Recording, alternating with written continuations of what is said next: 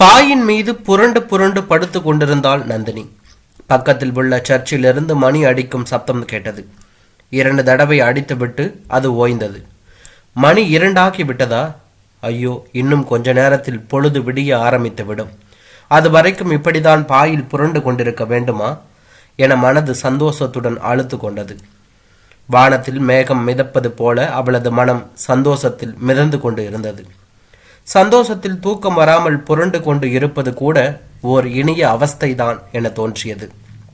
அதற்கு காரணம் அவளது பீரோவில் வெல்வெட் பெட்டியில் தூங்கிக் கொண்டிருக்கும் அடுக்கு மாலை.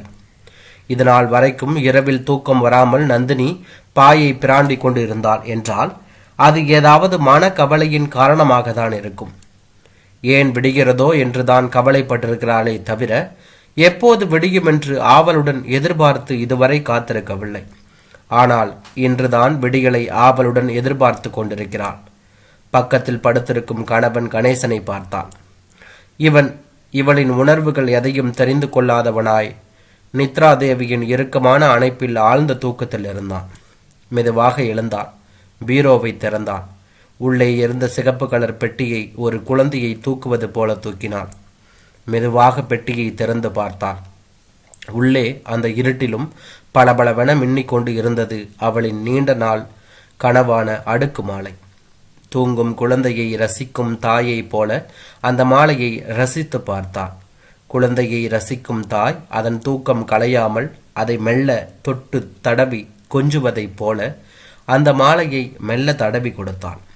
தனது முதல் குழந்தை பிறந்து அதை தனது பக்கத்தில் நர்ஸ் கொண்டு வந்து போட்டபோது அவள் குழந்தையை பெருமிதத்துடன் தடவி பார்த்தபோது மனது எவ்வளவு சந்தோஷத்தில் துள்ளியதோ அதே உணர்வுதான் இப்போதும் ஏற்பட்டது. நாளை காலை எழுந்தவுடன் குளித்துவிட்டு இந்த மாலையை போட்டுக்கொண்டு கோவிலுக்கு போக வேண்டும்.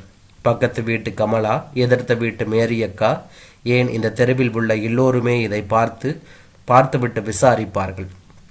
என்னவெல்லாம் கேட்பாங்க, என்ன பதில் சொல்லலாம் என்று நினைத்து பார்க்கும் போதே மனம் முழுவதும் சந்தோஷம் புகை பரவது போல இருந்தது. அவளது எத்தனை வருட கனவு இன்று நனைவாகி இருக்கிறது. அவளது உடல் இங்கே இருந்தாலும் மனம் பல வருடங்கள் முன்னோக்கி சென்றது. முதலில் அடுக்கு மாலையை தனது தோழி கல்பனாவின் கல்யாணத்தின் போதுதான் பார்த்தாள். 3 அடுக்கு மாலை. அந்த மாலையை போட்டாலே போதும், கழுத்து நிறைந்தது போல இருக்கும். வேறு நகையே போட வேண்டாம். அவ்வளவு அழகாக இருந்தது. தனக்கும் இந்த மாதிரி ஒரு மாலை வேண்டும் என்று தோன்றியது. ஆனால் அந்த மாலை எத்தனை பவுன் என்று விசாரித்த போது அவளுக்கு தூக்கி வாரி போட்டது. ஏனென்றால் அந்த ஒரு மாலை மட்டும் 8 பவுனா. அவளது அப்பா அவளது கல்யாணத்திற்கே மொத்தமாக 8 பவுன் நகைதான் போடுவதாக இருந்தார். அதில் மாப்பிள்ளைக்கு போடும் மோதிரமும் அடக்கம். இந்த லட்சணத்தில் அடுக்கு மாலைக்கு ஆசைப்படுவது வீண் என்பது நந்தினிக்கு நன்றாகவே தெரிந்தது. ஆனாலும் எப்படியாவது இந்த மாலையை வாங்கி தனது கழுத்தில் போட வேண்டும் என்பது அவளது தீராத ஆசையாக மனதில் தங்கிவிட்டது. அவளது கணவனுக்கோ ஒரு தனியார் நிறுவனத்தில் கிளர்க்காக உத்தியோகம். வரும் வருமானம் வாய்க்கும் கைக்குமே சரியாக இருந்தது. ஆனாலும் தூங்கும் எரிமலைக்குள் சுழன்று கொண்டிருக்கும் நெருப்பை குழம்பு போல அவளது மனதில் எப்படியாவது அடுக்கு மாலை வாங்க வேண்டும் என்ற ஆசை சுழன்று கொண்டே இருந்தது. வீட்டு செலவை என்னதான் சுருக்கினாலும் மாதம் 100-200 மிச்சம் பிடிக்க முடிந்தது. தீபாவளி சமயத்தில் அலுவலகத்தில் கொடுக்கும் போனஸும் தீபாவளி ஜவுளி வாங்கவே சரியாக இருந்தது. காய்கறி இல்லாமல் சமைப்பது எப்படி, சிக்கனமாக சமைப்பது எப்படி என்று 30 வகை சமையலுக்கான புத்தகம் எழுதும் அளவிற்கு வீட்டு செலவுகளை குறைத்தாள். ஆனாலும் ஜான் ஏறினால் முளம் சறுக்கியது அவளுக்கு.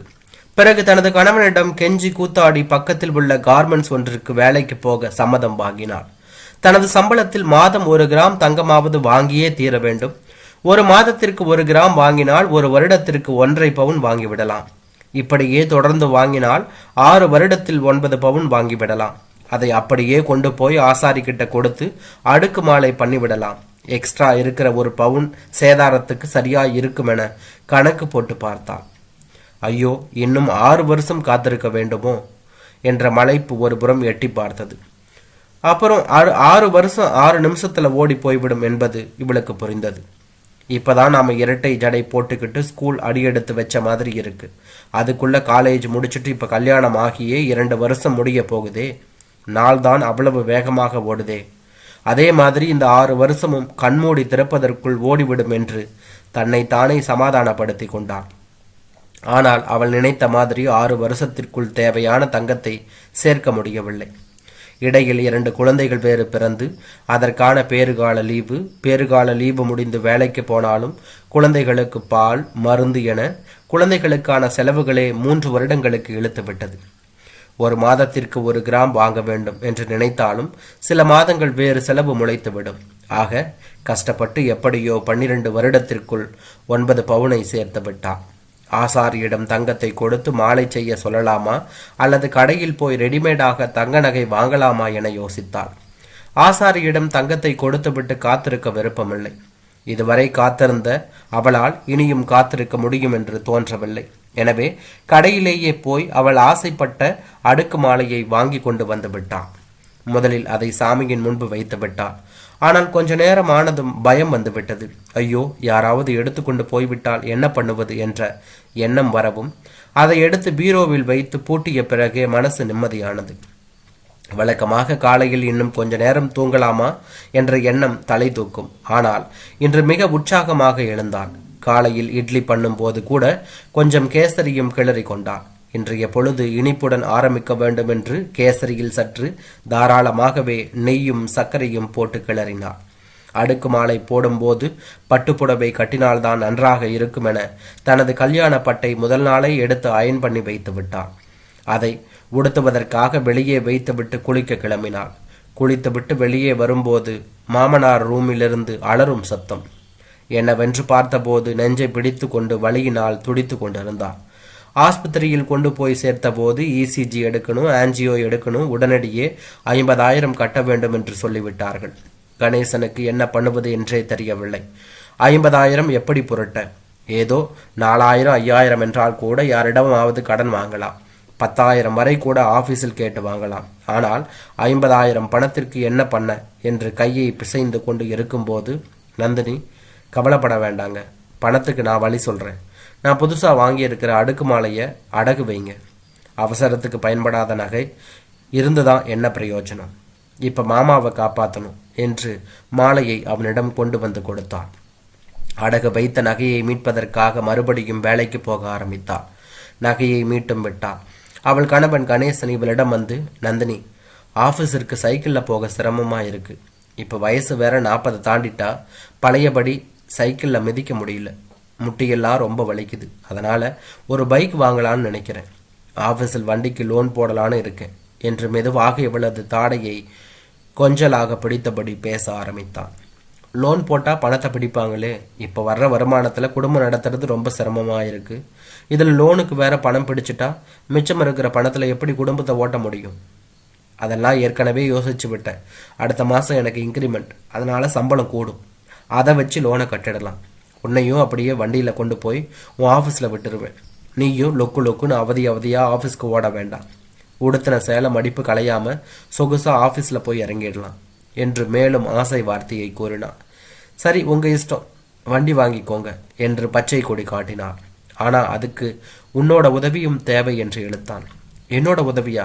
நான் என்ன பண்ணணும்? அது வண்டிக்கு லோன் போட்டால் முழு பணமும் தரமாட்டாங்க. 3/4 பணம் தான் தருவாங்க. மீதியை நம்ம கையில் இருந்து தான் போடணும். அதுக்கு நான் என்னங்க பண்ணணும்? உன்னோட அடுக்கு மாலையை கொடுத்தா அதை அடகு வச்சு மீதி பணத்தை கொடுத்துடுவேன். தீபாவளி போனஸ் போடுறப்ப மாலையை திருப்பி தந்துடுவேன் என்று மிகவும் கொஞ்சலாக சொன்னான். நந்தினிக்கு நன்றாகவே தெரியும் தீபாவளி போனஸில் தனது நகை திருப்ப முடியாது என்று. ஏனென்றால் அங்கு கொடுக்கும் போனஸ் புது ட்ரெஸ் எடுக்கவே பத்தாது. இந்த நிலையில் நகையை எப்படி திருப்ப முடியும்? அவன் சொல்வது அவளை சமாதானப்படுத்த என்பது அவளுக்கு நன்றாகவே தெரிந்தது. ஆனாலும் தனது கணவன் கோரிக்கையில் நியாயம் இருந்ததால் மறுபடியும் நகையை அடகு கடைக்கு அனுப்பினாள். அதன் பிறகு நகை வீட்டிற்கு திரும்ப வருவதும், பையனின் காலேஜ் ஃபீஸ் கட்ட, மாமியாருக்கு கண் ஆபரேஷன் பண்ண, பொண்ணு வயசுக்கு வந்ததுக்கான ஃபங்க்ஷன் வைக்க என ஒவ்வொன்றுக்காக மறுபடியும் அடகு கடைக்கு போவதும் வாடிக்கையாகிவிட்டது. ஆனாலும் நந்தினிக்கு ஒரு நம்பிக்கை. கிணத்து தண்ணீரை ஆற்று வெள்ளமா அடிச்சுட்டு போக போகுது. நகை எப்படியும் நம்மக்கிட்ட தானே இருக்கு. இப்போ இல்லாட்டியும் என்னைக்காவது ஒரு நாள் நம்மக்கிட்ட வரதானே போகுது. அப்போ ஆசை தீர போட்டு பார்த்துக்கலாம் என மனசை தேத்தி கொண்டான். அடுக்கு மாலை தொடர்ந்து ஒரு வாரமாக வீட்டில் இருக்குது. இப்போதைக்கு அது அடகு கடைக்கு போற மாதிரி எந்த நிகழ்வும் ஏற்படவில்லை. இன்று சாயங்காலம் இதை போட்டுக்கொண்டு கோவிலுக்கு போக வேண்டும் என்று நினைத்தாள். ஆனாலும் மனதிற்குள் ஒரு பயம் பூனை போல சுருண்டு படுத்திருந்தது. ஏனென்றால் அவளது அம்மாவும் நகை எதுவும் அணிந்து அவள் பார்த்ததில்லை. எப்போதும் எண்ணெய் பிசுக்கால் கருப்பு நிறத்திற்கு மாறிய மஞ்சள் கயிற்றை தான் அணிந்திருந்தாள். ஏமா, உங்க வீட்டில் உனக்கு செயின் ஏதும் போடலையா? பக்கத்து வீட்டு அத்தையெல்லாம் எப்போதும் கழுத்துல 2 செயின் போட்டிருக்காங்களே, நீ ஏமா செயினே போடல என்று மகள் கேட்டாள். நம்மள மாதிரி 2 கெட்டானா நடுத்தர வர்க்கத்தில் இருக்கிறவங்க நகை வாங்கிறது நம்ம போட்டு அழகு பார்க்க இல்லை, அவசரத்துக்கு அடகு கடையில் கொண்டு போய் வைக்கத்தான் என்று விரக்தியாக பேசியது ஞாபகத்திற்கு வந்தது. அது உண்மைதான் என நினைத்து கொண்டான். சாயங்காலம் கோயிலுக்கு கிளம்பிய போது இவளது மகள் சாந்தியும், என்னம்மா கோயிலுக்கா போற? நானும் வரேம்மா. எனக்கும் வீட்டில இருந்து போர் அடிக்குது. எவ்வளவு நேரம்தான் டிவியே பார்த்துக்கிட்டு இருக்கிறது. காலார எங்கேயாவது வெளியில போயிட்டு வந்தா நல்லா இருக்கும் என்று சொல்லிவிட்டு அவளும் கிளம்பினாள். எப்போதும் சுடிதார் போட்டாலும் கோவிலுக்கு போவதால் அன்று அழகாக பட்டுப்பாவாடை தாவணி கட்டி கொண்டு கிளம்பினாள். நந்தினி நல்ல அரக்கு கலரில் பட்டுச்சேலையை எடுத்து கட்டினாள். அரக்கு கலரில் தங்க நகை எடுப்பாக தெரியும் என்ற எண்ணம். மாலையை எடுத்தாள். கழுத்தில் போட போனாள். அம்மா, நான் போட்டுக்கிற இந்த கரும்பச்சை பாவாடை தாவணிக்கு இந்த மாலையை போட்டா அழகாக இருக்குமே, எனக்கு போட்டு விடுமா என்று சாந்தி சொல்ல, மாலையை எடுத்து அப்படியே சாந்தியின் கழுத்தில் மாட்டினாள் நந்தினி. அவளது கண்ணில் துளிர்த்த நீரை மகளுக்கு தெரியாமல் துடைத்து கொண்டாள்.